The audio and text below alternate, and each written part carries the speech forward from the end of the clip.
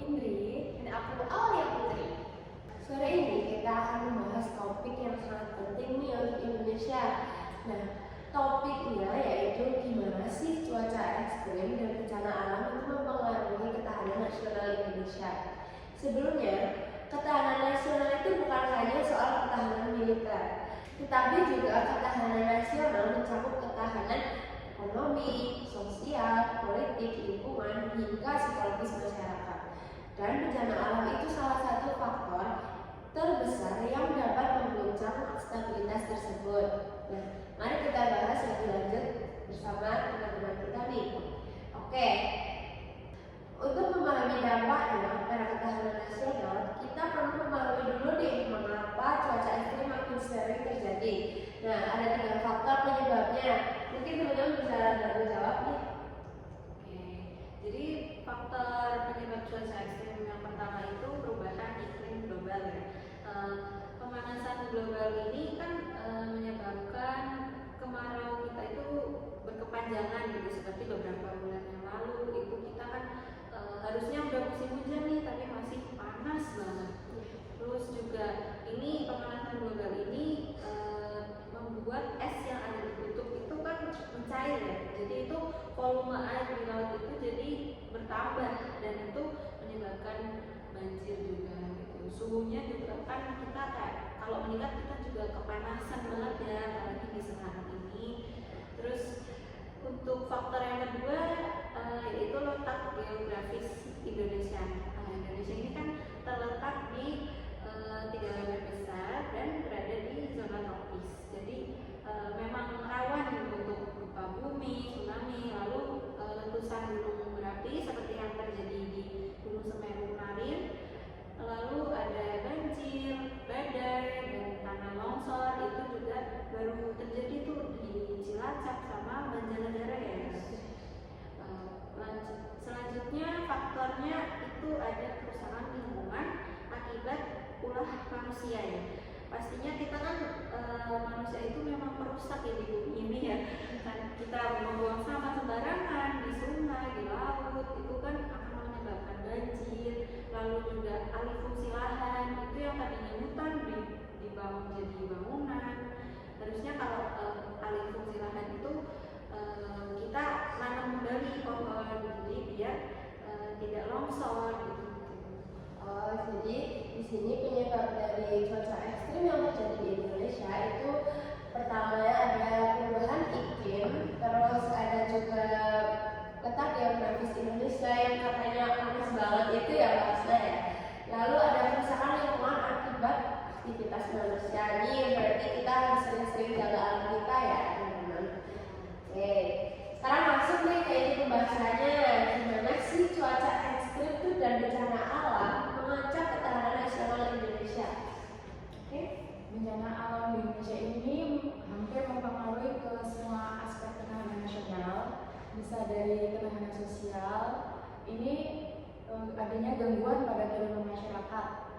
Yang pertama ini bisa jadi warga ini kehilangan tempat tinggal karena banjir bandang ini bisa menyebabkan rumah yang dari kayu itu di pedesaan kena banjir bandang kan jadi hilang, mereka jadi kehilangan tempat tinggal.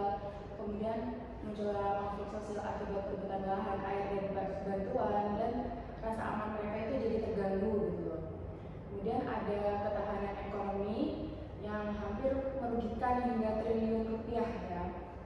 Nah, ini disebabkan ini karena kerusakan infrastruktur. Ini bisa jadi kayak jalanan akibat banjir jadi rusak, terus jembatan kena banjir bandang jadi yang hanyut, terus jalanan yang kena tanah longsor ini jadi ketutup kan jadi juga kan ya. Dan terus di transportasi juga ya. Iya, kayak kereta api kan pas kebanjiran kan berhenti ya jadi orang juga. motor dan mobil aja susah buat Iya, jalan. Apalagi kereta dan makanya. kemudian terhentinya aktivitas ekonomi ya. Dari ini nih kayak misal pedagang ini mau distribusi ini kan, distribusi ke toko, jadi terganggu itu loh perjalanannya. Jadi kan pemasukan di toko-toko ini jadi berkurang gitu loh, jadi ya terhambat lah, terhenti ya. Produksi Pertanian, Perikanan, dan Industri ya. Ini misal yang kemarin itu ada letusan gunung ya di Semeru. Ini bisa menyebabkan pertaniannya ini jadi gagal panen karena ada abu vulkaniknya ya. Kemudian ada biaya penanganan dan pemulihan yang sangat besar. Oh, jadi dari biaya penanganan dan pemulihan yang sangat besar itu bisa membengkakkan APBN ya. Jadi ekonomi nasional juga menurun. Kemudian ini ada ketahanan lingkungan yang menyebabkan ekosistem rusak parah ya. Ada hutan gundul karena ini sering ditebang gitu kan hutannya kayak jadi mengurangi daya serap air.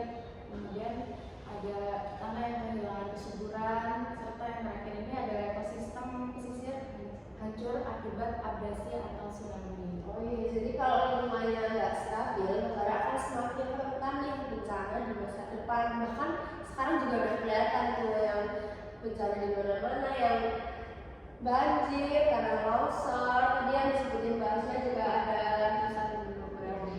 Betul sekali. Aku di sini yang mau nambahin ya tadi ya, soalnya kayaknya kita berpikirnya ketahanan nasional kok bisa bersangkut paut sama bencana alam gimana? Karena kita mikirnya ketahanan nasional itu cuma sekedar militernya bagus, polisinya bagus, kita bagus, tapi enggak ya teman-teman, karena bencana alam itu juga berpengaruh gede banget sama ketahanan nasional Indonesia. Salah satunya itu penyakit yang dibawa oleh bencana-bencana alam tersebut. Kita mau panas dingin dikit aja kita flu batuk itu berpengaruh banget. Tapi kalau udah letusan gunung, setelah itu banjir gede itu letusan itu berpengaruh sama pernafasan itu batuk itu luar biasa ya pengaruhnya ispa, setelah itu asma juga bisa kambuh dan membuat kegiatan manusia di Indonesia masyarakat itu terganggu banget seperti itu. Setelah itu penyakit seperti diare, kecil-kecilnya flu batuk itu juga berpengaruh banget seperti itu. Dan setelah itu masalah-masalah tersebut kan diatasi oleh pemerintah karena kita apa-apa sih bisa dibilang apa-apa nyalahin pemerintah, apa-apa nyalahin pemerintah, enggak gitu ya. Tapi emang tanggung jawabnya pemerintah di situ. Ketika ada bencana yang membantuin pasti utamanya itu dari pemerintah. Tapi ketika bencana terjadi dan penanganannya itu kurang, namanya kepercayaan masyarakat ya, pengennya dibantu banget, harus cepat, harus terpenuhi semuanya. Tapi ketika semua itu nggak merata, tidak merata seperti itu, yang namanya kepercayaan masyarakat itu berkurang banget, dan itu juga mengancam yang namanya ketahanan politik di Indonesia. Karena krisis kepercayaan masyarakat ke pemerintah juga mempengaruhi ya. Nah, tadi udah disebut juga kalau kita mikirnya itu tentang ketahanan itu cuma militer, kepolisian, keamanan seperti itu. Tapi kita lihat kalau bencana alam terjadi yang membantuin di lapangan itu siapa? TNI, polisi.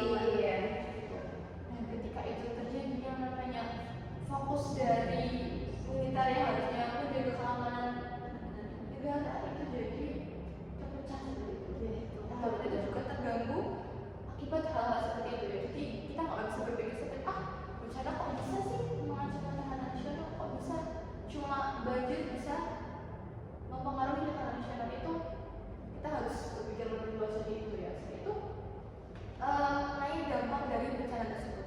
Kita mungkin berpikir karena aku belum pernah ya mengalami, alhamdulillah belum pernah mengalami bencana alam dan nggak pernah merasakan bencana itu. Tapi ketika kita lihat orang-orang yang kehilangan keluarganya ketika ada bencana alam terjadi itu traumanya gede banget ya. Nah itu banjir kehilangan nggak cuma kehilangan keluarga, kehilangan barang, kehilangan tempat juga.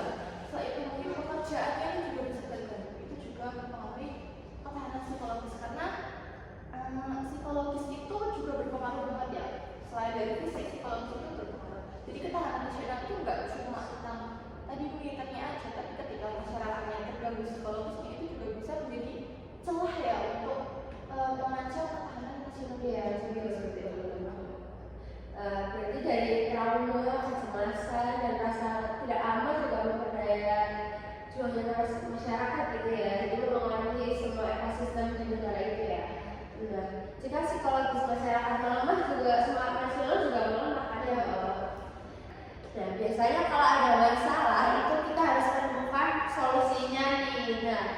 sebagai Gen Z ini kita harus punya solusi yang mungkin cukup dari kita sendiri bisa, mungkin dari pemerintah juga bisa. Maka dari itu apa sih solusi yang bisa kita lakukan dari diri sendiri dulu nih? Misalnya bahasnya, contohnya kita bisa melakukan hal kecil apa?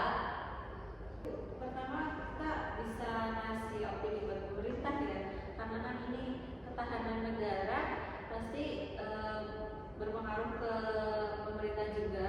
Ya mungkin pemerintah bisa lebih menegakkan hukum terhadap orang-orang yang merusak lingkungan gitu, seperti misal membuang sampah, terus pembunuhan hutan gitu. Lalu juga pemerintah mungkin bisa memetakan wilayah-wilayah yang rawan bencana itu secara akurat gitu. Jadi biar warga-warga itu lebih aware gitu ya.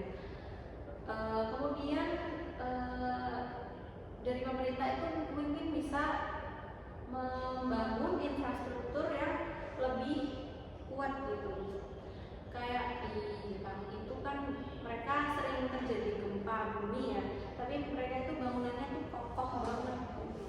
Terus juga mungkin bisa membangun sistem early warning system yang kayak di Jepang itu kan mereka sebelum ada gempa bumi itu ada notice itu kan kayak membantu banget ya buat kita ya.